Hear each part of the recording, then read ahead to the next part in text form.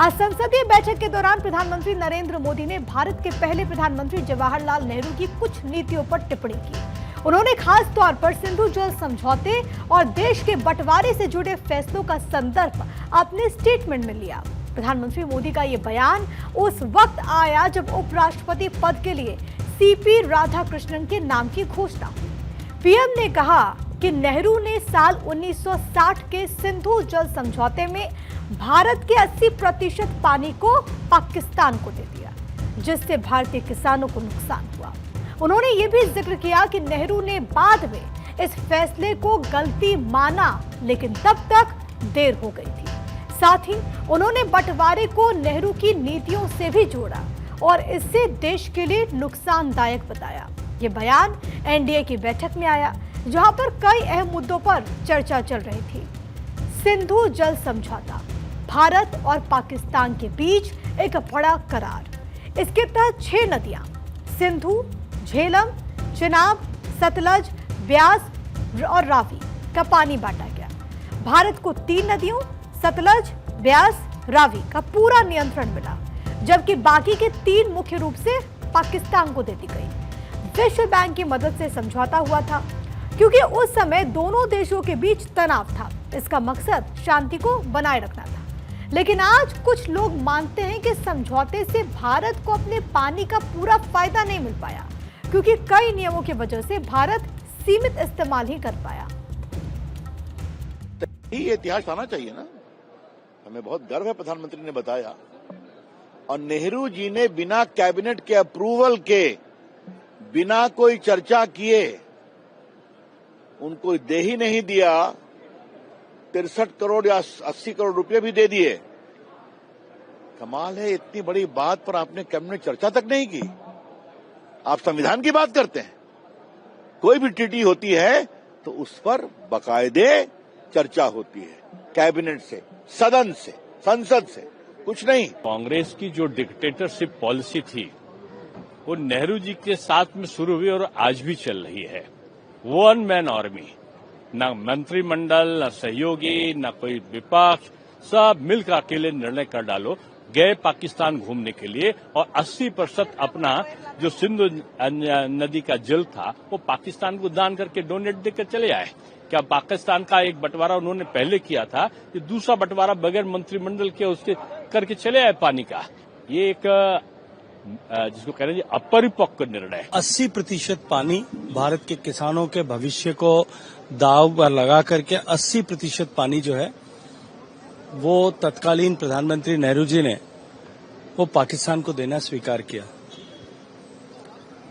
रावी, व्यास और सतलज ये 3 नदियां भारत के हिस्से में आई और सिंधु, चनाब और झेलम ये तीनों नदियां जो है वो पाकिस्तान को दे दी गई। उसकी कीमत निश्चित रूप से देश के किसानों को चुकानी पड़ी।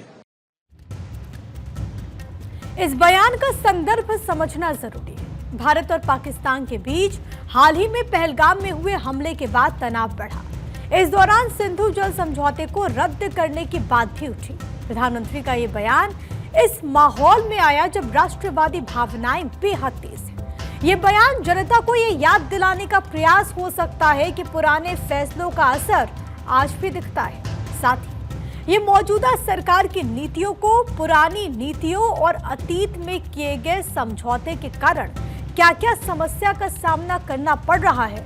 आप इस संदर्भ को इस बात से भी समझ सकते हैं कि जब भी जल विवाद की बात आती है तो अतीत में की गई गलतियों की चर्चा आ जाती है। इससे पहले सदन में जवाब देते हुए पीएम मोदी ने विस्तार से भारत पाक विवाद पर चर्चा की थी। सिंधु जल समझौता किसने किया? नेहरू जी ने किया। और मामला किससे जुड़ा था? भारत से निकलने वाली नदियां, हमारे यहां से निकली हुई नदियां, उसका वो पानी था। और वो नदियां हजारों साल से भारत की सांस्कृतिक विरासत रही है।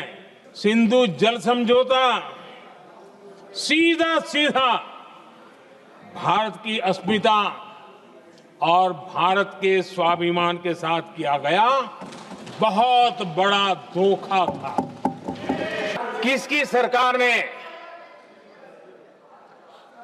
पीओके पर पाकिस्तान को कब्जा करने का अवसर दिया था? जवाब साफ है, जवाब साफ है। जब भी मैं नेहरू जी की चर्चा करता हूं तो कांग्रेस और उसका पूरा इकोसिस्टम बिलबिला जाता है। हालांकि नेहरू की नीतियों पर चर्चा भारतीय राजनीति में पुराना विषय है। सिंधु जल समझौता भी ऐसा ही मुद्दा है जिस पर समय समय पर सवाल उठते हैं। कुछ लोग मानते हैं कि उस समय के हालात में यह समझौता जरूरी था क्योंकि भारत और पाकिस्तान के बीच युद्ध का खतरा था। दूसरी तरफ कुछ का कहना है कि इससे भारत को लंबे समय तक नुकसान हुआ। ये बहस आज भी चलती है क्योंकि पानी जैसे संसाधन आज के समय में और भी अहम हो गए हैं। विपक्ष खास तौर पर कांग्रेस ने इस बयान पर कड़ा जवाब दिया। उनका कहना है कि नेहरू ने देश की नींव रखी और उनके योगदान को नजरअंदाज नहीं किया जा सकता। उन्होंने लोकतंत्र को मजबूत करने और भारत को एक आधुनिक देश बनाने में बड़ी भूमिका निभाई। कांग्रेस का यह भी कहना है कि पुराने नेताओं पर सवाल उठाना इतिहास को तोड़ने मरोड़ने की कोशिश है। ये समझौता जब हुआ था तो हालात के मुताबिक हुआ था और मैं ये समझता हूँ कि ये कहना कि पाकिस्तान को फायदा पहुंचाने के लिए ऐसा किया गया था। नदी अगर एक तरफ से आती है, पानी एक तरफ से आता है तो दूसरी तरफ भी आता है। इन सब चीजों को देख करके ही समझौते किए जाते हैं और आज भारतीय जनता पार्टी ने अगर उस पर एक लाइन ले रखी है तो अपनी लाइन पर चले। प्रधानमंत्री मोदी का नेहरू पर दिया हुआ बयान आज के राजनीतिक माहौल को भी दर्शाता है। नेहरू जैसे नेताओं पर बहस से दोनों पक्ष अपनी विचारधारा को मजबूत करने की कोशिश करते हैं। एक तरफ नेहरू को आधुनिक भारत का निर्माता बताया जाता है तो दूसरी तरफ उनके कुछ फैसलों पर सवाल भी उठाए जाते हैं। आखिर में ये बयान हमें सोचने पर मजबूर करता है कि इतिहास को देखने का हमारा नजरिया कैसा होना चाहिए। पुराने फैसलों की आलोचना हो सकती है लेकिन उसे आज के संदर्भ में समझना भी जरूरी है। उस समय के हालात और आज की जरूरतें जाहिर है कि अलग है।